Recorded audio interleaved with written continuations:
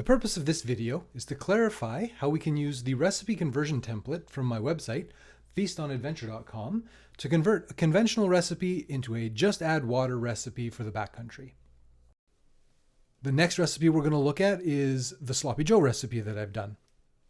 So again, on the left-hand side of my recipe conversion template, I've got the conventional recipe for Sloppy Joe with the ingredients in there and the general instructions on how to complete the recipe. The first thing we're going to want to do here is identify the main protein source.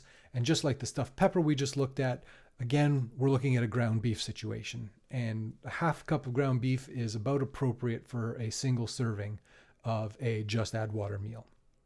In the carbohydrates section, this is quite different from most of the other recipes I've prepared, but this is a Sloppy Joe and it's intended to be served on a hamburger bun. So that's exactly what I suggest here. Carry a hamburger bun with you.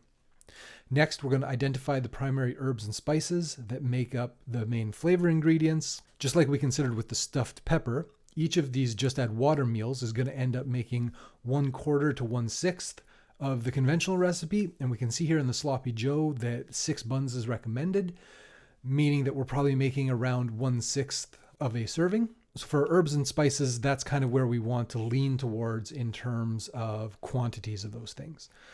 So for here, I've added the 1 teaspoon of chili powder, 2 teaspoons of sweetener, 1/4 teaspoon of salt, 1/8 teaspoon of mustard powder, and a pinch of citric acid.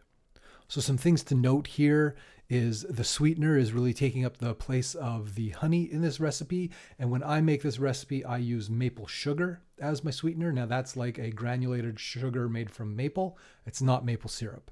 And also the pinch of citric acid in this recipe is taking the place of the balsamic vinegar. Next, we'll look for the primary vegetables included in this recipe.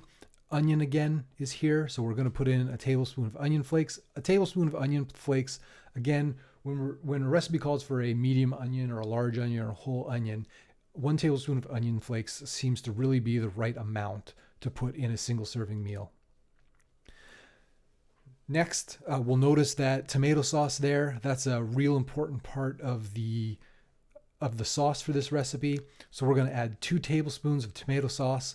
We're also going to add a teaspoon of clear gel. And we're doing that because this recipe doesn't have the opportunity to reduce over the stove to create that thick tomato sauce. And we're going to use the clear gel to help it thicken up as it rehydrates.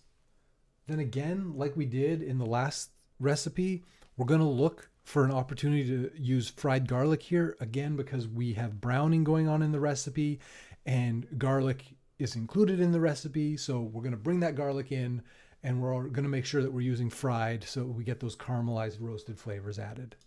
And then of course, this recipe calls for browning and we're not going to be able to do that in the field. So we're going to add a teaspoon of bouillon again. That's going to add a bunch of those amino acids and roasted flavors and some MSG, which is optional to ensure that that whole flavor of Sloppy Joe comes together in our mouth.